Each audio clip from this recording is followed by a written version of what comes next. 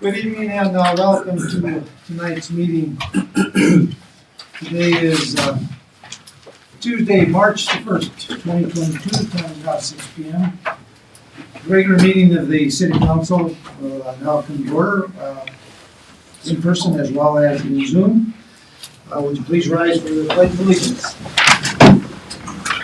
Mr. Valentine, would you please?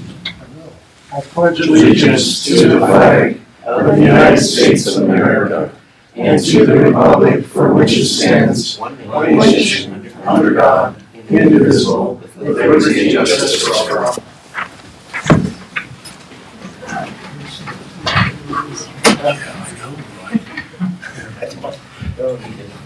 Call roll, please.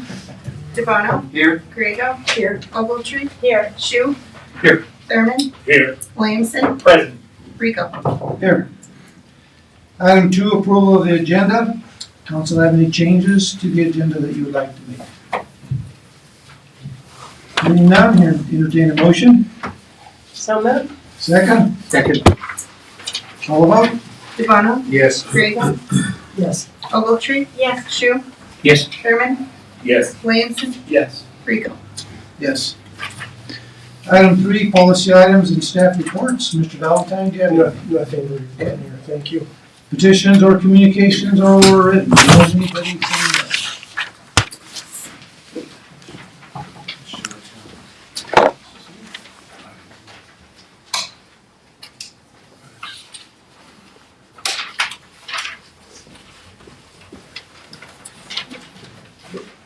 Thank you. Mr. Murphy.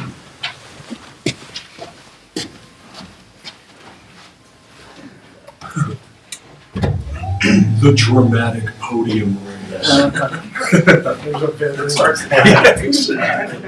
Good evening, Mayor, Council and staff. I'm Tom Murphy. You guys know me. I'm gonna ask you guys a favor.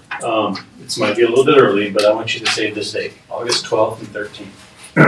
I'm gonna tell you why here in a minute. In my life, I've bitten off a lot more than I can chew, but eventually I managed to get it done. So, in my life, I've gotten some bad advice. One was to get involved in the community, and that was back in 1998. My friend, Bill Quigley, who was my banker, who became my accountant, said, "You should get involved in the YMCA. It'll be a lot of fun. You're getting a lot of people." So I did. That turned out to be, I don't know how you qualify whether it's good or bad advice, but I was going to counter that with the good advice I got when I was younger from this woman I met in Dallas, back in the 80s. And she was an older woman. We were talking. She says, "I'm going to give you 2 pieces of advice." She said, "Whatever you do, don't propose and buy a ring until you know she's going to say yes." She said, "I broke this poor guy's heart because he bought me this big ring, and he wasn't the guy I wanted to marry, and I broke his heart." And the second thing was, she said, "The bigger the rock, the shorter the marriage."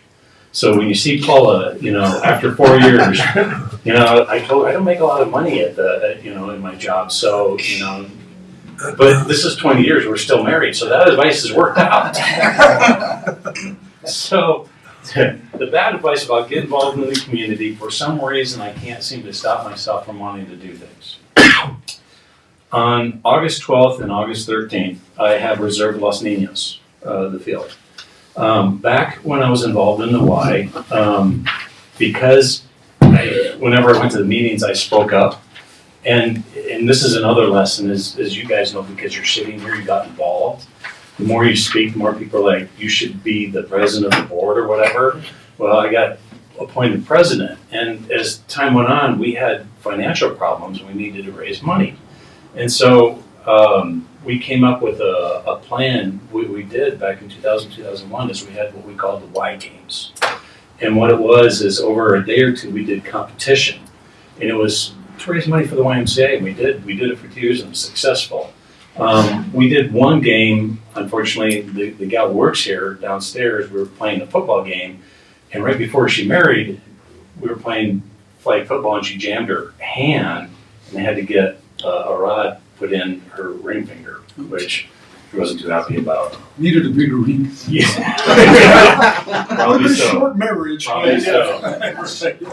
We had a lot of fun and we raised some money. And with COVID, we've all been indoors for a long time. And a few years ago, I went to Lisa Camrion and I said, we need to do something like the Y Games. I'd be willing to do it because I'm the one who came up with everything, the games, and we did it, and we had a lot of fun and raised some money. And she said, yeah, that's a good idea. Well, then COVID hit, and I just put it on the back burner. And why I'm doing this now, I don't know, but I just decided that the community, some of us get together after hours and other things like that, but I thought we need something to get everybody out and raise some community support, have some competition. So I'm kind of used to doing a lot. I've got a lot going on now, but I just want to tell you, in 2002, 20 years ago, I was running the funeral home. I was getting married. We were buying a multi-million-dollar newspaper. We were remodeling the funeral home. Right, there's enough to end a relationship. We're still together. Paula, right 2 weeks before we got married, ended up having her 4th of 5 major surgeries to save her life. And the city council had passed a historic preservation ordinance that I didn't agree with, and I was able to repeal it, which made me not so much, on friendly terms with the mayor at that time. But anyway, to wrap this up, what I'm going to do on the 12th and the 13th is I've spoken to Mount Carmel to ask if they would be under their umbrella, and Jay says I have to write a proposal, so that we can do this. And what I want to do is have and the name's going to be different than the Y Games. I've proposed some different names, but what I want to do is start on Friday night and have a get together, and I want to get 10 or 12, maybe 15 teams. And on Saturday at Las Niñas Park, I've already got most of the games planned out in my head because they're a lot of the same ones that we did 20 years ago. We charge an entry fee for the teams, and then at the end, we already have the money. We hand somebody like Noah's Ark or something like that, a big check. Well, there's a couple of good reasons for doing that. Number one, we all get out because we've all been confined for a while. Number two, I've already spoken to 2 or 3 businesses. They're like, yeah, we're in. It's team building for them. And the other thing is it gets people out and we get to know each other a little bit better. That's going to be part of what the games are. So that's the date. I'm going to need volunteers because each competition is going to have like a game captain or whatever that's going to be in charge of that. Most of it's going to happen at Las Niñas. We may bleed over into the dealership. It just depends on the games and the time and whatnot. But I think it would be a good annual thing. We could have a traveling trophy for whatever team does the best. But it's one of those things that as a community we need to come together because where else do we get out and get together? So I'm taking it on. And all I'm asking from you guys is maybe you guys have a team, the city has a team, and I'm going to need volunteers. And we're going to have fun, and we're going to raise money, and we're going to get to know each other, and we're going to show people that Trinidad is a community. That's it. Hopefully I didn't eat up 5 minutes and Mr. Downs. No, sir. All right, that's it. Thank you Well guys. done. Thank you. Thank you, Tom. Is there anybody virtually that wants to speak?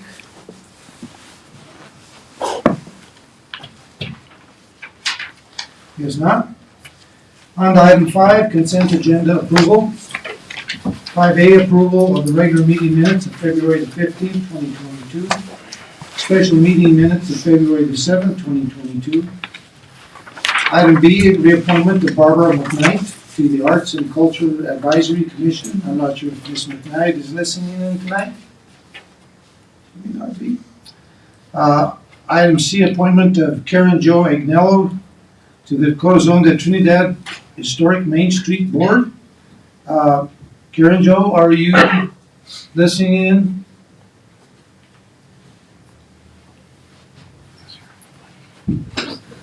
Is that something that council wants to continue to move forward, being that she's not present and she's a new?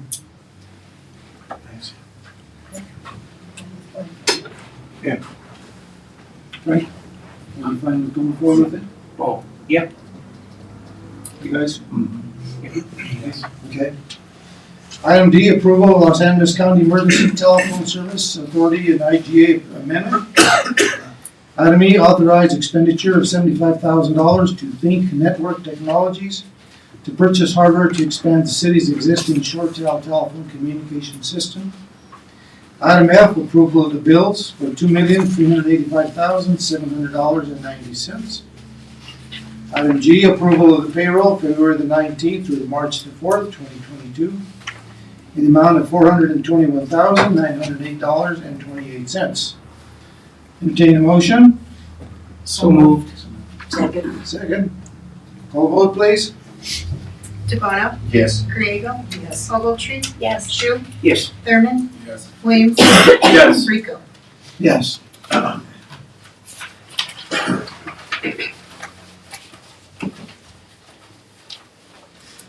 Item 6, public hearings. 6A, public hearing for consideration of an ordinance amending the zone classification of property located at lots 17 through 22, Block 3 and lots 1 through 11, Block 4 of Highland subdivision to the city of Trinidad, Colorado, from industrial zoning to neighborhood services zoning, 528 Highland Street.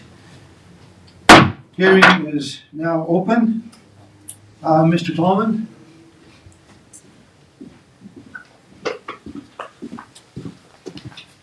Good evening, Mayor, Councilors. The application here is for a rezoning of part of the parcel at 528 Highland. The parcel is zoned industrial, and a portion of the parcel that's in the floodplain is zoned open. This application is only referencing the portion that is zoned industrial, and the applicant wants to change the zoning to neighborhood services. This is in line with trends that have been going on in the area. Nearby, the whole Heinlein and Joe Allen addition were originally zoned industrial, and piecemeal over time, much of it has been rezoned to low density or medium density residential.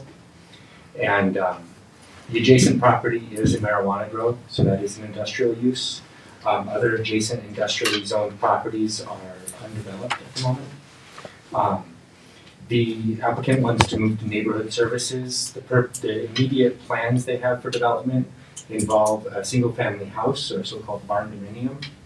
But they wanted to move to neighborhood services because the applicant does have his own business, and at some point could expand that and be based out of his home. And so neighborhood services would provide a little bit more flexibility just for whatever might happen down the road. I'll stand for questions. The applicants are also here if you have questions directly for them. Mr. Fernandez, do you have anything to add to the information tonight? Well, again, we're pretty much all set for everything there. So we have a brand new water main that goes down to the place. Today they're putting gas down there. We have a new sewer main down there, power. Everything's all set up for a nice home down there. So we're just fixing up the whole area down there. It's gonna be pretty sharp. So. It's good, council. If council has any questions, Mr. DeBono? No, I went by there the other day. Looks good. Mr. Griego? No. Okay. No questions, Mayor. No questions. No questions. No, I think, like I mentioned last time, it's good to see that that area is starting to kind of come around. It's good to see. Thank you for Yeah. doing that. Thank you guys. Thank you very much. Okay. Is there anyone in house or listening in that want to speak for or against the consideration of the ordinance? Hearing none, hearing is closed. Item 6A1, second reading ordinance, amending the zone classification of property located at lot 17 through 22, Block 3 and lots 1 through 11, Block 4, the Highland subdivision to the city of Trinidad, Colorado, from industrial zoning to neighborhood services zoning. Entertain a motion, please. So moved. Second. Second. Any further discussion? Call a vote, please. DeBono, Yes. Griego, Yes. Ogletree, yes, Shu, Yes. Thurman, Yes. Williamson, Yes. Rico. Yes. We're good to go. Okay. Thank you very much. Thank you, council. Thank you. Item 7, unfinished business, we have none.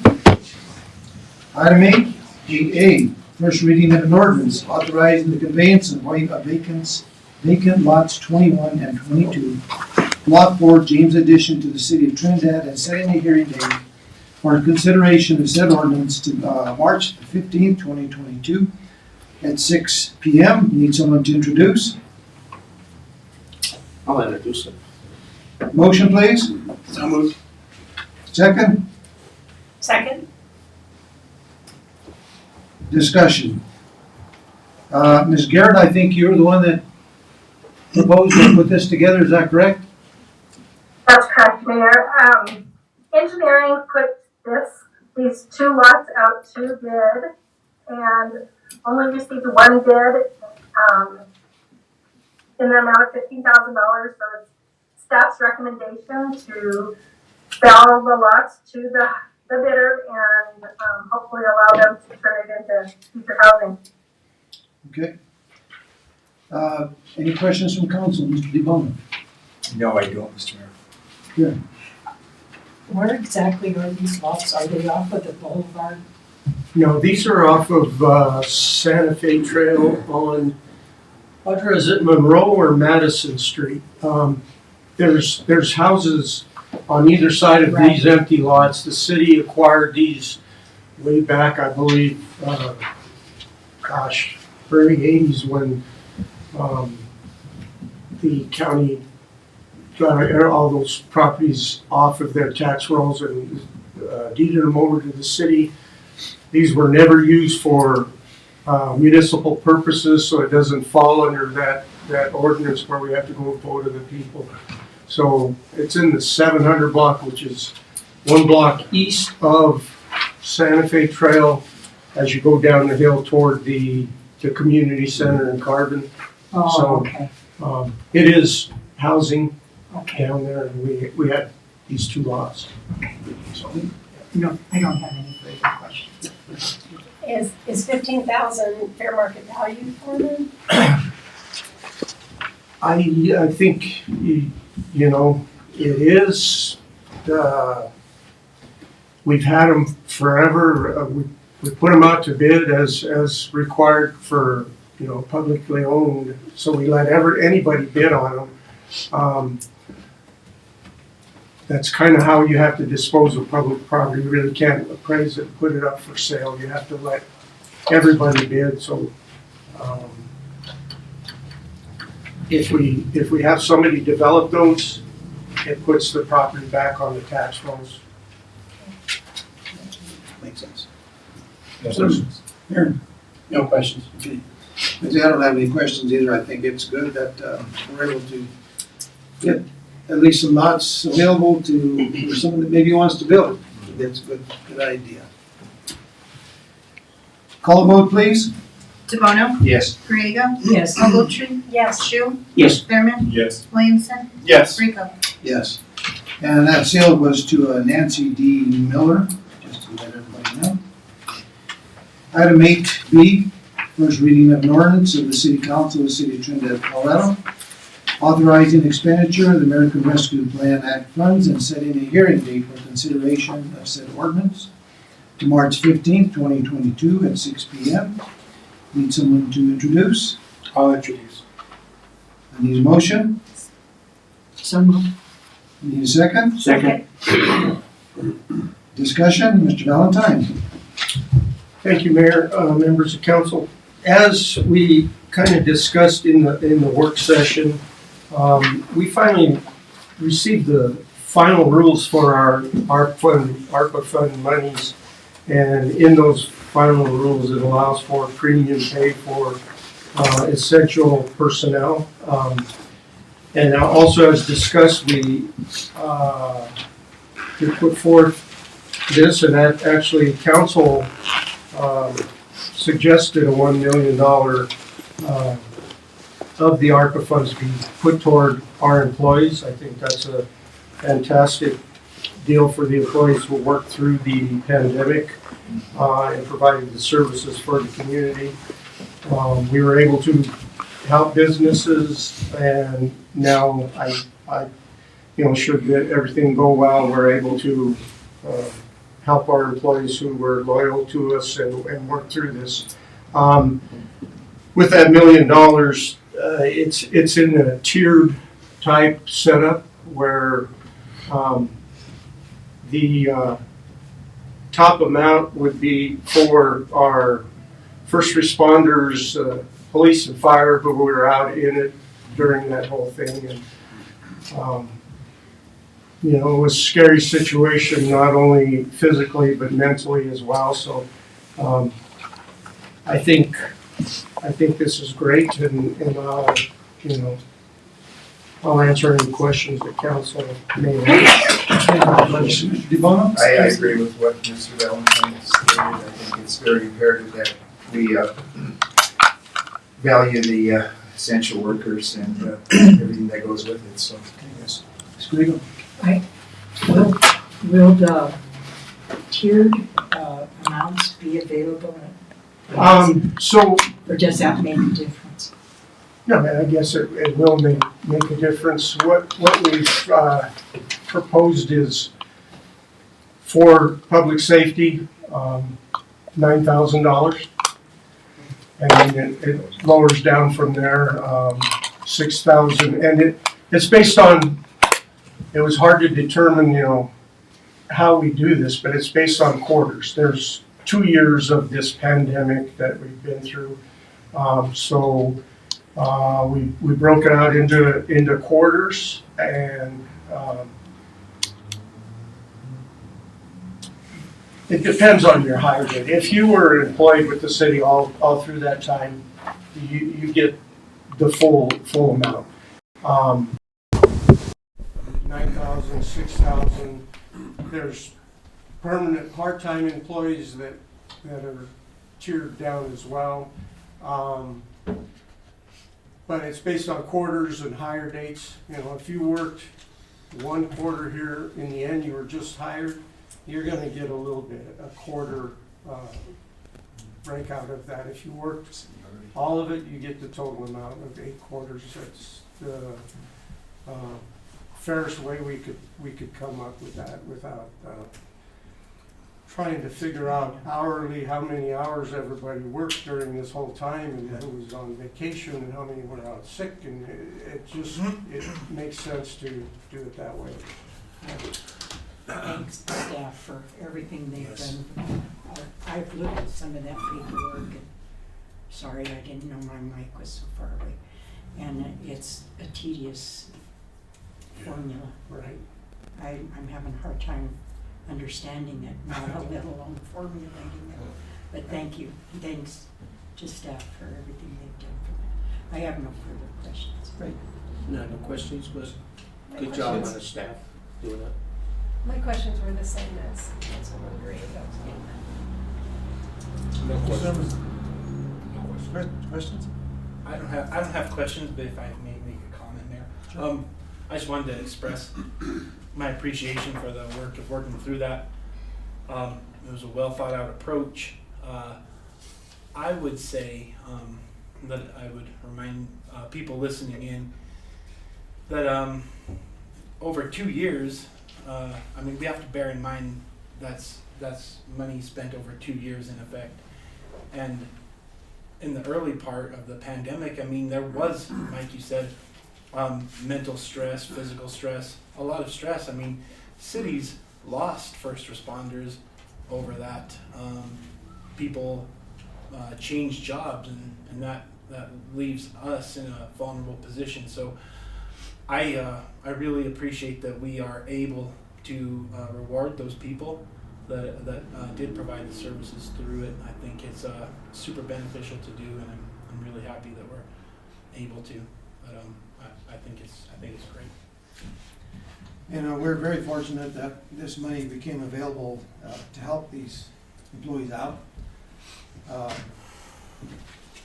The bad part is several of our employees did get COVID, and they know what it was like to go through it.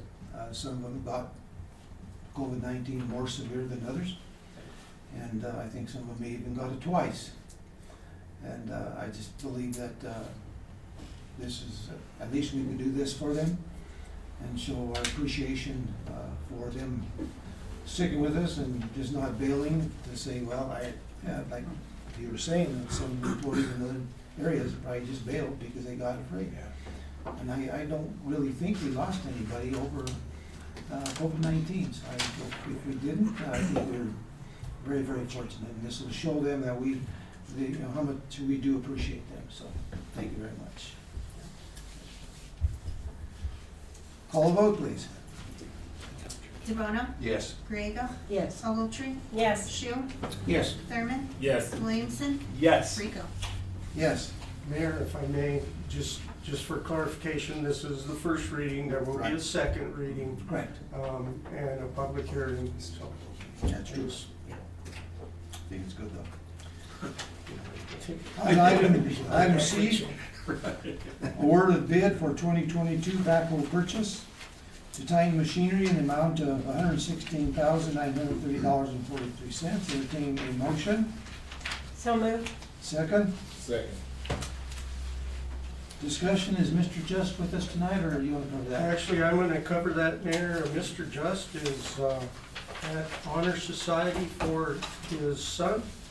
So that was important for him to be there, and I'd gladly take this over for him. He's a proud papa right now. So anyway, yeah, this is a backhoe. We went out to get quotes and we only received 2. But they are very competitive, and the case backhoe is very similar to ones we've had in the fleet in the past, and it's a good machine. The amount is I think you mentioned this, Mayor, I think, $116,930.43. The other one was a John Deere backhoe, $126,500. Similarly equipped, kind of apples to apples. The case has a few more bells and whistles, larger front tires and such, but that's all I can add, and if the council has questions, I'll try and answer. Okay, Mr. DeBono. Has the city purchased any Titan machinery in the past, Mike, or is this? Oh, yes, we So it's- have the Titan, the case, we have a case loader, we have a couple of case backhoes and have them in other departments, so. Good luck. yeah. Yes. Okay, Ms. Green. No, I have no questions, I just have a comment. No wonder why John Deere runs so fast, because it's $10,000 and more than, nothing runs like a Deere. For $10,000, I can run faster too. No, I'm just kidding. Mr. Shu. How long are these, is this equipment expected to function? Well, if we go with past history, till it stops, 30 years, but the Street and Bridge hasn't had a backhoe in quite some time because it's been out of commission, and I think that backhoe, like I said, was probably 30 years old. That's pretty. Depending on the use and the hours and everything it's used, this backhoe should last Street and Bridge a good 20 more years. Yeah. Thanks. Back then, we'll have to buy the John Deere. No questions, John Deere, it's reliable stuff. Is it gonna be under warranty, I guess? Is that- Oh, yes, yeah, All right, cool. similar warranties, correct. As a matter of fact, I would add that the case also has oil changes and filter changes for a year, I believe Bob said, so, yeah. Free of charge, so, yeah. At my day job, we've actually been attempting to get bids recently for new equipment too, so I know how difficult that can be right now. Right. Case is nice equipment. We actually demoed some. Mike, I was going to ask, when's the availability on that? I think this one, I'm sorry, it's delivery date, it's this year. It's not That's like what we've been hearing. That's Yeah. a score too. Yes, it is. I would say congratulations on this. It looks like solid work, and I'm hoping it'll be in our fleet for a long time. Nice work. Yeah, as we move forward and try to, replenish and update our fleet and our equipment like this, I think it's necessary that we're able to do that too, so. Any other thoughts? I just did the math on there. If that equipment lasts 20 years, it's gonna cost us about $480 a month. Right. And if you include the oil and the freebies we're getting, that's not a bad deal. Call a vote, please. DeBono, Yes. Griego, Yes. Ogletree, Yes. Shu, Yes. Thurman, Yes. Williamson, Yes. Rico. Yes. Item 8. Continued 8D, authorized purchase of a turnkey non-potable water dispensing station to serve the city's water well. Entertain a motion. So moved. Second, Second. discussion, Mr. Vail. Thank you, Mayor, Council. We have for consideration of the bid from Flow Point Environmental Systems Incorporated to purchase the bulk non-potable water dispensing station. In December of last year, we replaced the existing Valdez water dispensing station with the turnkey dispensing station and software. The current proposed non-potable water dispensing station will utilize the sole source water and software, which is already being utilized at the Valdez water station, thus allowing the city to manage multiple stations simultaneously with no extra charge. It is imperative for the city of Trinidad to place the water well, which is non-potable water, back into service to conserve our potable drinking water being used for construction purposes. We did receive a sole bid amount of $64,013.88, which was quoted from Flow Point Environmental Systems.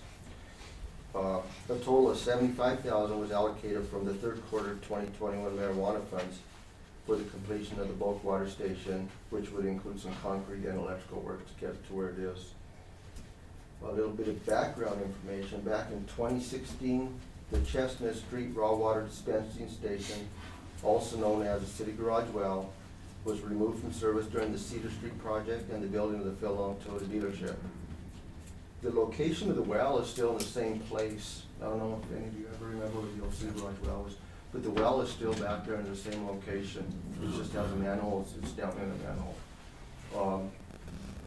But we were originally gonna put in a location which would interfere with that empty parking lot. So we negotiated with the J. Chimina Group, and we came across an agreement to move a little further south, which is basically across from the soccer field, next to the intersection where it's not too much of an eyesore. So we did extend the pipeline and the conduit for the electrical up to that point. What we've been doing since 2016 is, we're reluctant to do is allow contractors to draw water from our fire hydrants, which is treated drinking water, for compaction and dust control.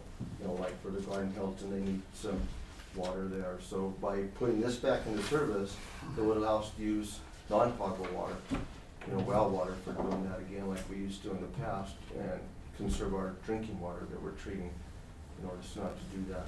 We did upgrade the Valdez water dispensing station recently, which was just last year. We were having several issues. It was built on a gas boy system, which created a lot of overtime, a lot of issues. It was a card system. Someone wanted water, they'd have to come in, put X amount of money on a card, and then they'd go up there. Well, if you go fill your fuel pumps up, once the tank's full, it shuts off. Well, the same thing would happen after 2 errors. The third error, if someone punched in the wrong number, it was shut down. And if it did that on a weekend, it stayed down for the entire weekend, unless someone came into City Hall to reset it, and then it had to get it moving again. So we contracted with Flow Point, and the dispensing station stayed intact. They just changed the operating system on it. So now we don't use the cards anymore. Everybody just has a 4-digit PIN and a PIN number and an access number, to where they just punch that in, they put money on the accounts, they can access it through the internet online, and it takes a lot of workload off the City Hall staff now. All the billing comes in through here by using the same software. City Garage Well dispensing station, it would tie together, everything would be billed together. The old well had an honor system. We hung a clipboard inside the well, and they go in and write, they write a meter reading before, and after they were done, they might write the meter reading after. So that's the type of system we had before. So this would be totally upgrading to a more modern system, and the two software could tie together. So what I have for. Okay, questions, Mr. DeBoer? Well, Mark, I wanted to ask you, I guess the treatment of water varies depending on the quality of the water, but when you have treatment protocol for non-potable water, how do you minimize like the bacteria and the metal residue? Because those are all biological hazards, aren't they? Well water, when we sell, whoever gets water out of there, they have to go through us to get access to it. That's strictly non-potable. So they can't, if they buy it and they put it in their own cistern, that's on them. We haven't signed a waiver for that. That's strictly non-potable. So that's just well water. They buy that, they could fill their stock tanks for their livestock, they could use it for irrigation. They could dump it on the county roads, for any type of dust control or compaction. So we're not really regulated how we use that water since it's non-treated. But our treated water that's in our pipelines, they'll come to us and they'll rent, we have a meter with backhoe fender and hoses and hydrant wrench. They have to give us a deposit for that. We'll keep track of the water, we bill them for the water they use out of the hydrants, but again, then they're using treated water, which is what we're really reluctant to do. So by putting this well back in place, that eliminates using our treated water for that. That saves our drinking water for drinking water purposes, so. And this is just strictly well water. No. It seems like this system is probably gonna pay for itself eventually. It's going to take some time because Sure. we don't charge as much for well water, non-treated. It'd be like our augmentation water that we use because it's non-treated. So it's going to take a little while longer, but in the long term, it will pay for itself. So. It seems like a win-win. Oh yeah, definitely. Just saving our drinking water instead of throwing it down the drain or on the roads is definitely a win-win. I have no further questions. No questions. Sounds like a good idea, no questions. Thank you. No questions. No questions, well thought out. I was just wondering, I know that you guys are moving the well up, out of the way from where it currently exists. Correct. Well, the well is state. We're just moving the dispensing station. Right. Okay. That well, I know it's close to the river bottom in a sense. Very close. Do you know how, because, let's say for instance, the hotel's using a lot of water or whatever for roads or whatever. Do you know, I'm not sure if you would have the number of how many gallons per minute this well produces an hour? I could probably get that for you, but I can tell you, well, we've had drought years that we've had, like the county would come with the water trucks and water the roads. That well's never gone dry. Okay. So we because I think it's so close to the river that we've never, as long as there's water running that river, I don't think we really have to worry about it. Okay. So. I just kinda wondered. It's been a very good well for us. I've never seen it run dry, and I've been here 32 years, so. All right. Thank you. Okay. Any other questions? I was gonna ask you too, do a lot of cities now use, like Denver was reading about, using non-potable water for their cultivation and growth facilities to protect the natural resources of their water? So I don't know if other cities. Cultivation for marijuana. Well, one of the things, if you. Is that? One of the things, if you remember, Eli, is that we're fortunate, or have been fortunate, even in low years,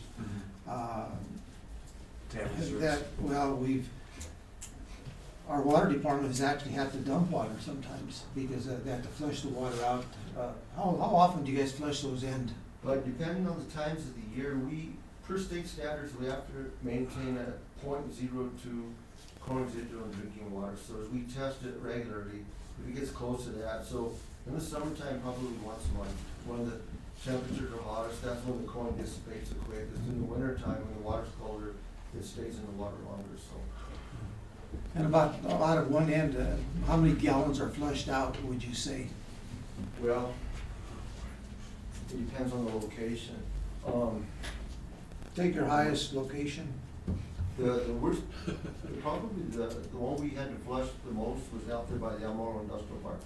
That's a 12-inch water main, but then we had an 8-inch main with 3 places on it to keep that fresh. We probably let it run an hour at a time. A lot of water. Wow. Yeah, that's a lot of water. Yeah. And that's why, we have come around to being able to sell extraterritorial water taps. We'd rather sell the water than flush it outside where it's gonna run, so it makes sense. So we've been fortunate. That's a correct statement. Yeah, okay. We've already got the vote on that, correct? Okay. Item E8E, resolution authorizing expenditure. No, Do you get any, do you get roll up? I thought, okay, call roll then. DeBono, Yes. Griego, Yes. Ogletree. Yes. Shu, Yes. Thurman, Yes. Williamson, Yes. Rico. Yes, keep me on, okay? It's good. Thank you. Item 8E, resolution authorizing expenditure of marijuana revenue received by the city of Trinidad, fourth quarter 2021. Entertain a motion, So moved. second, Second. okay? Discussion, Ms. Navarette?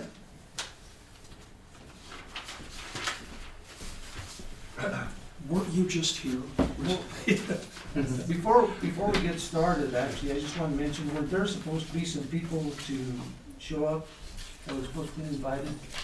So we asked Penny to be available this evening with the Main Street group. She's on. I saw her just too. Okay, She was unable to be in attendance because she can't leave her mother alone. okay. And I think everybody else's questions were answered. We got an updated historic Main Street budget. And it was set at your places before the meeting. But Penny is here if you have any questions regarding those expenses. I think the other question was the facade project that was brought up because they're requesting 20. And then I think Tora also is doing some, and there was some question there, and I'm not sure how that. Right, and I think that was answered that evening. Tura actually does more of a structural type facade renovation, more architectural type drawings are required to submit for that.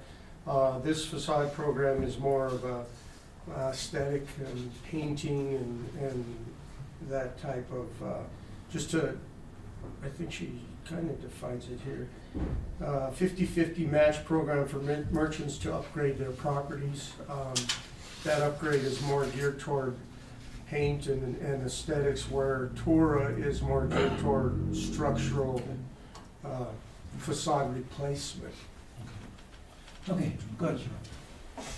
So the resolution before you is carried over from the work session last week. Council will be appropriating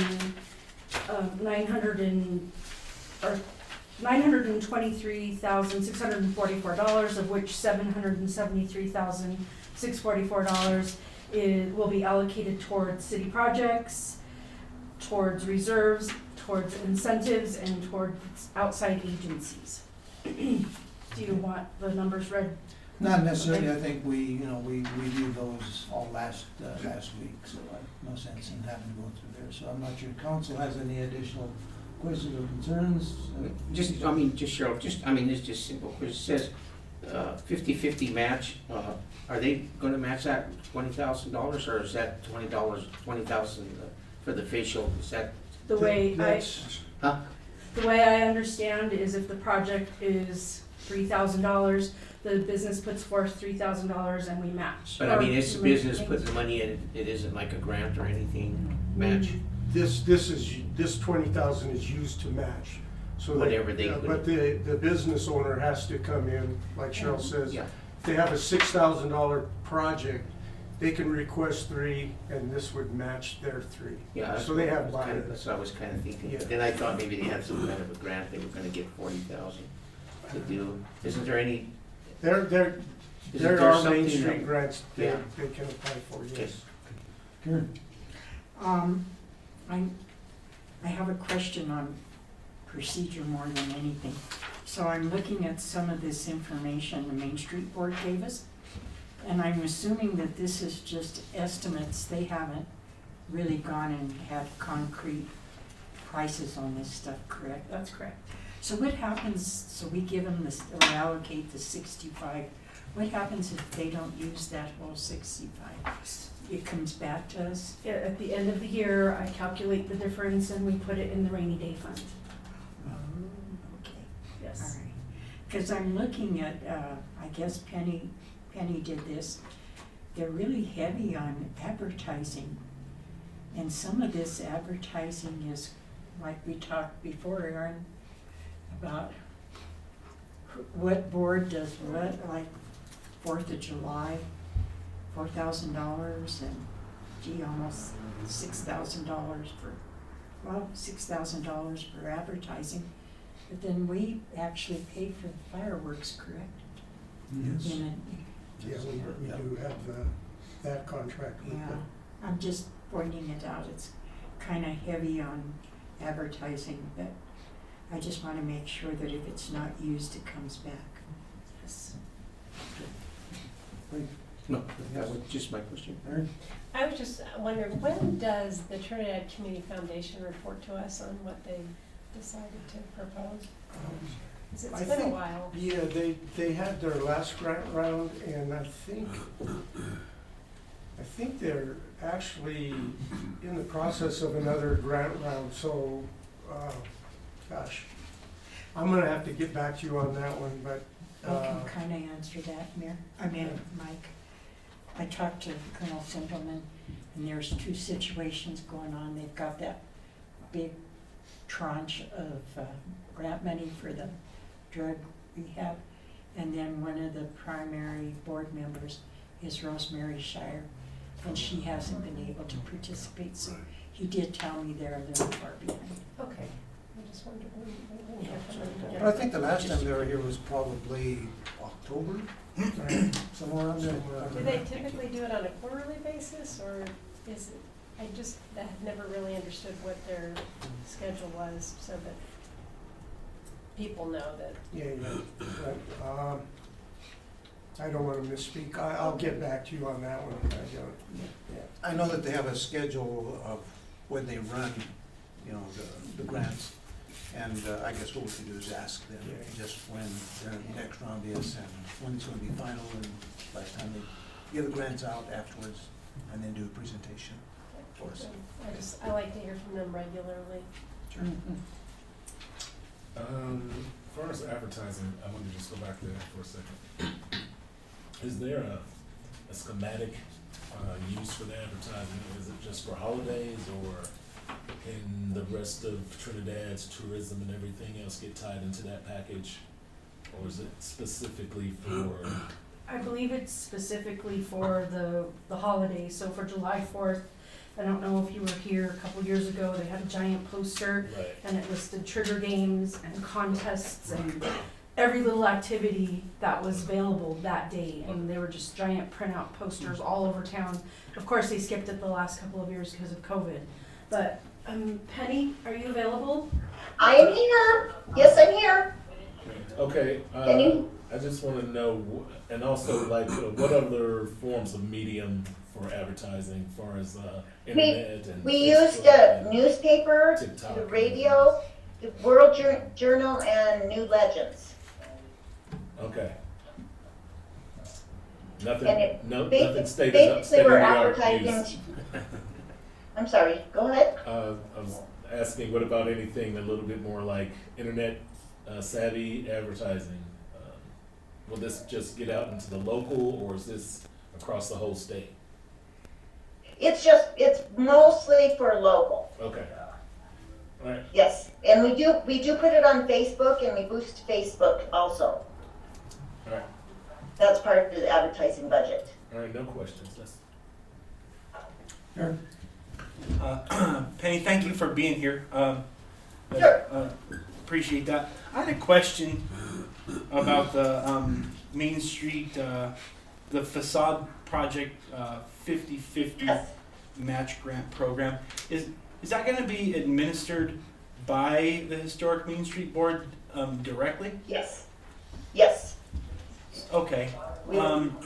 So I'm not asking for the details of it, but I mean, there'll be a vetting process in place to ensure it's competitive, the work is completed. I mean, all of that's been thought through. That's good.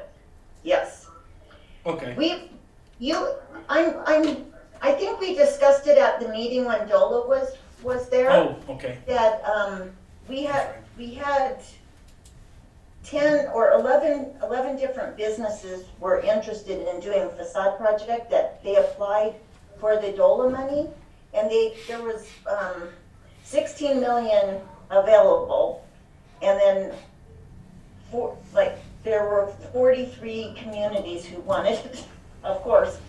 And so we already have 11 businesses vetted, and we would just have to go through and see which one our minimal amount of money would help the most. Okay. So we have people already ready to do it, and we have the paperwork ready. So. Okay. That's the only question I had. Now Penny, when you received his request, are you actually requesting, instead of them just saying, I want, $3,000 to do the facade of mine, are you asking like maybe a pro forma from them to detail what they're gonna be doing? Yes. Okay. Yes, they'll have the details of what they're gonna be doing, an estimate from a couple of contractors, and then they're gonna be paying 50%, so. Now, the second question I have is, the dollar amount is not very much, it's $20,000, and of course you said you've already had, how many, 11 people requesting? Right. Okay, now, right. Are you going to, I know you want to give the community the biggest bang for the buck. Yes. But let's say somebody comes in and wants $15,000 for a project, are you going to do a restriction up to a dollar amount? I think the cap is for each business is gonna be 5,000, and this is like the first time that we're gonna do it, so we're gonna, 5,000 would be the cap, and then if things work well, then we can increase it and do it again next year. Okay. So Okay. this is like the starter, Okay, that's good. starter project. Also, I know the advertising that you guys are doing, are you coordinating any of these shop local stuff with the tourism board at all? Yes, we are, and they, as a matter of fact, they do give us some of their radio spots because they buy a big block of radio spots at the beginning of the year, and by the end of the year, they don't have as much to do with them, so we use them a lot of times for Christmas. Okay. So, yes, we do, they do help us out with the advertising. Okay, so it could be, Ms. Grego, like you were asking, that, they may not have to use all their dollars, but we'll just have Right, to wait and see how that works out. But we can't 100% count on them, so then we have to make a contingent plan, so Okay. if they don't have any money for us, then we can still take care of the merchants. Okay. And, So, okay, getting back to, I'd be honest with you, I brought this up at the work session about that, the Christmas decorations for $47,000, I can understand where that's coming from, but I had one constituent already call me and tell me, what the hell you guys do? Pardon the French. But anyway, I understand the reason why, and but I'm sure there's other people shaking their heads at that. But I do have some heartburn with that, just to let you know. So Mayor, yes, I understand the reason. I thought of this when I was driving home after our meeting last week, always. So we barely decorated the corners by Taco Bell, Sonic, these corners, and a few little ornaments on Main Street and some lights around the trunks. That cost was $22,000. That's all we got for $22,000. Decorations are expensive, and because they're commercial grade, we are adding to an inventory that we'll be able to use over and over every year. So, $48,000 is steep, but I'm wondering what we can get for that. Okay. So. Well, like I said, this caused me a little bit of heartburn, but like I said, what we did last year cost $22,000, like you said. And it's minimal. And it looked great, but it was minimal. Yeah. Okay. Any other questions? Anything else, Ms. Navarette? That's it. Okay. Call the vote, please. DeBono, Yes. Griego, Yes. Ogletree, Yes. Shu, Yes. Thurman, Yes. Williamson, Yes. Rico. Yes. Council reports. Nothing from the Los Angeles County Veterans Council. Their meeting is the first Monday of each month, which is going to be this coming Monday. And I interviewed Marty Velasquez, Parks and Recreation Superintendent. Had a good interview. Had a lot of good feedback from that, so. Here. Okay. I got something of substance. I'm tired of being a mess around. Don't change I'm tired of being the weak link on city council. No, I'm just kidding. I was a substitute for Mayor Rico at the CML Policy Committee meeting. Aaron had a family emergency and Mayor Rico couldn't attend. That meeting I attended was 3.5 hours long. And I gotta be truthful, I only hung in for about 3 hours. I couldn't. I had a business to attend to. But there are 2 bills that were passed by consent of the committee. And I think they're the most important ones for the city of Trinidad. There is Senate Bill 002-002, $5 million annually for equipment and lost revenues for communities that have suffered disastrous natural disasters, such as what happened in Boulder at the end of the year. So you don't stop and think about it, but if you think about it, all those houses destroyed, nobody's paying property taxes on those houses. So the municipality, not only incurring additional expenses to restore utilities, and they have a loss in their revenues. So this Senate bill will give $5 million a year. It's an annual $5 million. So I know we're not there, but it could easily happen to parts of Trinidad too. And Now, is that $5 million per community? no, just $5 million. That's $5 million across the board, okay. Yeah. But I mean, how many natural disasters will we Never know. have? Yeah. Yeah, right. Right. And the other one Detective Lee, you're gonna be interested in this one. It's Senate Bill 22-005. It's a grant program to support law enforcement retention. So the state is gonna give us money. They understand that all of our communities in Colorado are having issues trying to retain police officers. I didn't get the specific dollar amount, but at the time that we had this meeting, it had passed all the committees in it, and the Senate was getting ready to vote it in. What's the number on that again? SB 22-005. 22-005. So that might help us when you were talking about your retention. That's gonna help us immensely. I hope. Okay. And then my second task, Mayor Rico tasked Councilman Ogletree and myself to do a mission statement.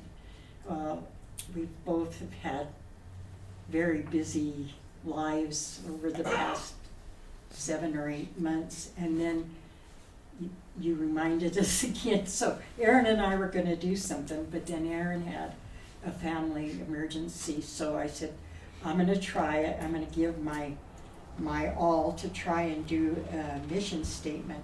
There's 2, I'll hand these out to you. There's 2 versions. Basically, they say the same thing, only in different verbiage. So I want to tell you, I reached out to Donna, our HR lady, and asked her for her input, and she gave me good feedback. But in addition to that, I just want you to know I aced math in school, but I was miserable in English, so I called Mr. Reno, who is a retired English teacher from the high school, and I asked him to look over these and make sure that the punctuation is correct, the grammar is correct, and so I started, my version is the top, His version is the second, but it really doesn't make any difference. So I just wanted to give these to you so you can kind of see, this is a starting point. We can either adopt these at the next meeting, or we can refine them, whatever council wants to do. It's just a starting point. I think maybe just a discussion in the work session and Yeah. then bring it forward. Yeah. And I guess the way we evaluate, because like I said, I've been involved in mission statements before.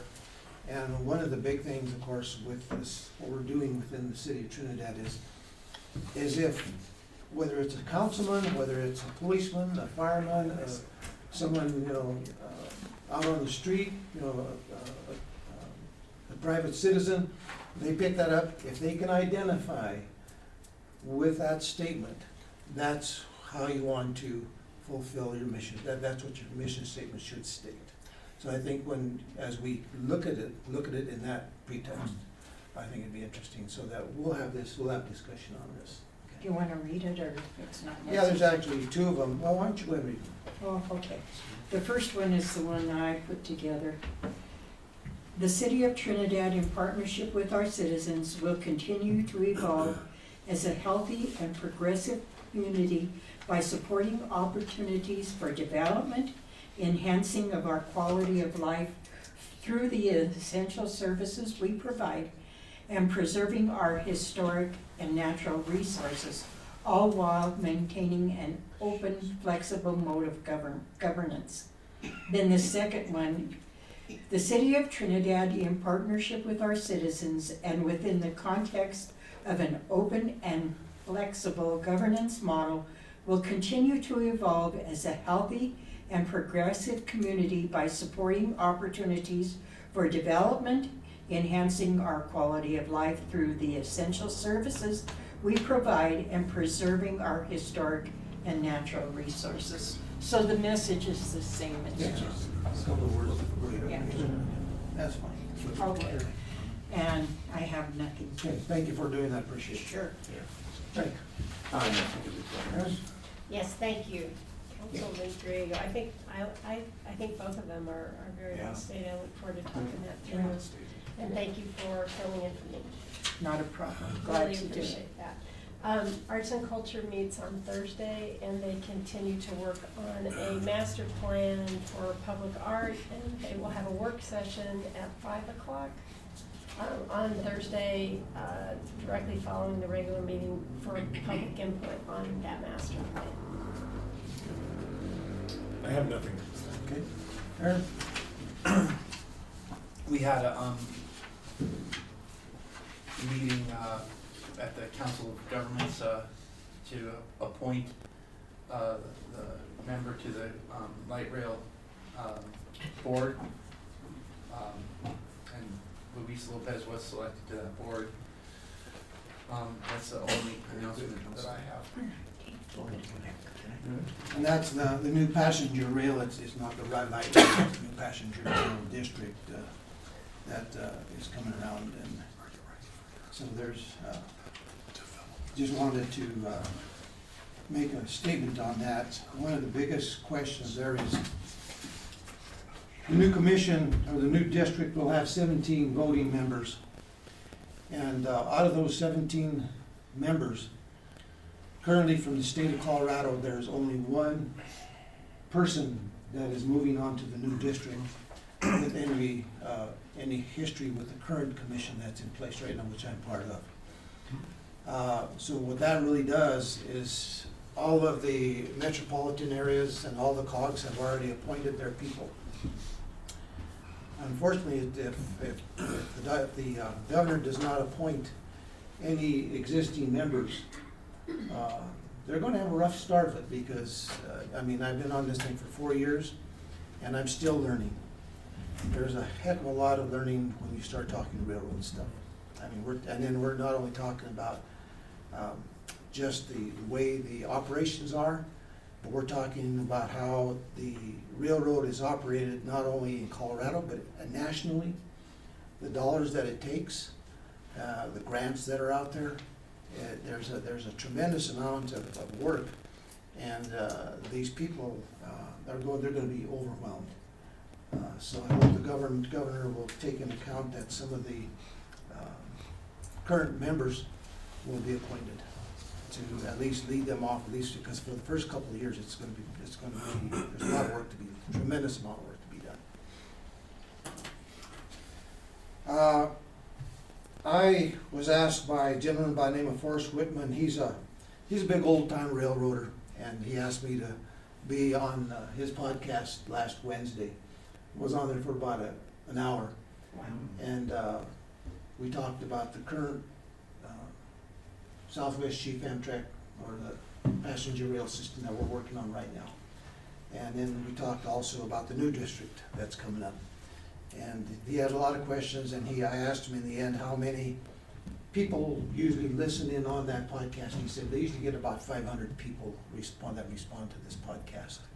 So it goes out all over the country, I guess. So they get a good listening bunch of people. So let's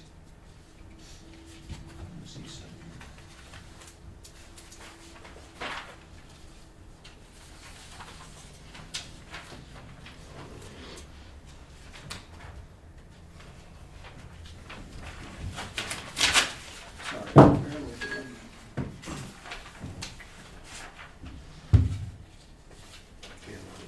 Anyway,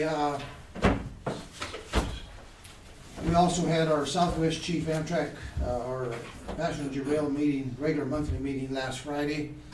And we're just talking about the pass-off document that the current commission is giving to the new district. And one of the things that I have been pressing for the last couple of years, if you looked at the documentation, it did not show Trinidad anywhere on that map. And I kept bugging them. And there's some things in there that really was bothering me, and they asked for final thoughts to put into the pass-off document. One of the things that I mentioned was that map needed to show Trinidad, because this new district is from the New Mexico border all the way to the Wyoming border. It's just not what people call northern or the Front Range. Anytime you say Front Range, everybody thinks it's from Colorado Springs north. And when they vote on it, they automatically think that's, we're okay with it. And I've been pressing on that for actually 4 years, saying they need to start identifying northern Front Range and southern Front Range. I think I mentioned that to you guys before. But the other thing is that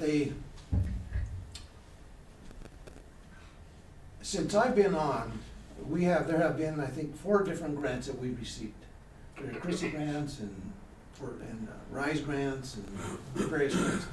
And there have been 3 communities that have participated giving money.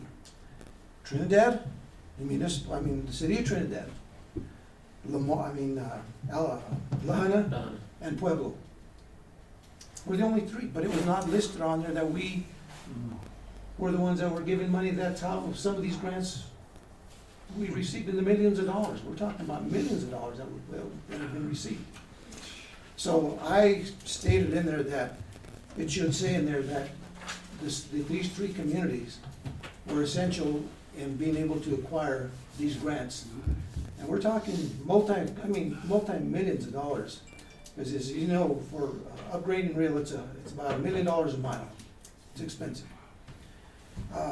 So anyway, there were a couple of things in there that finally got through their heads that they needed to have in this pass-off document.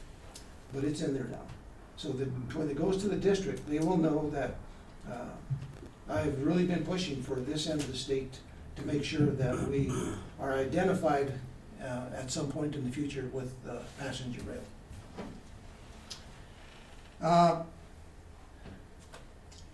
Mr. Valentine and I, we met with actually Kevin McAlpin and Jonathan Schwabsky, I guess. Right.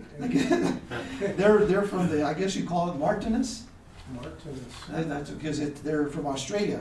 And so it's a U.S. not, I guess it's U.S. But anyway, they explained to us they were working with the mine now to try to nail down the contract to do the rail system. And they're talking about beginning, I think, sometime in the spring or something, somewhere around there. Yes, And yes, if everything works out. If everything worked out, now this is the interesting part of it, and it's going to put more pressure on our housing system. They estimate that there's going to be we're gonna have about 100 employees. And it's gonna be for about 18 to 24 months, I guess, somewhere around there. The 12, initial 18 months. build, yes. Yeah. Yeah. So, I imagine there'll be some local people that will probably try for the jobs, but they're probably also gonna bring additional people in. So it's gonna put some additional pressure on our housing system, so, just to let you know. We also met with Debbie Wagner and Mike Beasley last week. Had a discussion. Mike, you weren't on very long, but it was mostly about the railroad district. They wanted to know what was happening with the new rail district and also what was happening with the Fisher's Peak project, and explained to them what was happening there. Other than that, the bills that were out there, I think have been covered already, so we're okay with that. And as you know, we had the state of the city. We had a few people, I don't know, 25 people there or so. Several people I understand were listening in, because some people called me and said that they listened in. So I'm not sure how many of you went back and listened to it, but hopefully been able to hear what I had to say.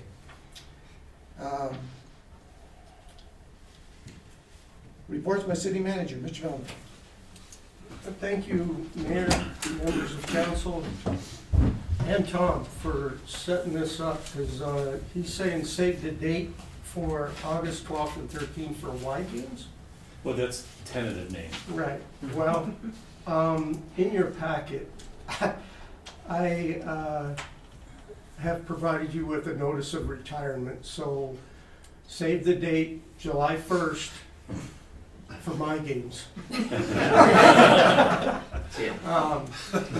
I just, I took the liberty, I've thought long and hard about this, and it's time for me, you work your entire life, and I'm gonna be of that age, I am of that age already, and it's time for me to enjoy some of the fruits of that labor. In your packet is my letter. It's on your pads, I guess, not your package. And I took the liberty of placing an executive session on the agenda so that it gives the council the opportunity to start the discussion on how we get a replacement. So that said, it's been an honor. July 1st seems like a long way away, but it's right around the corner, and I'm going to give it my all until then, and I'm not going anywhere. I'm still going to be in Trinidad, so part of the community. So How about Mike Valentine, everybody?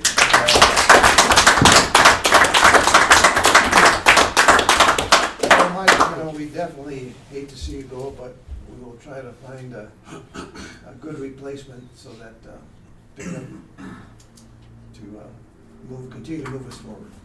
So, Mr. Downs. No report, Mayor, Council, thank you.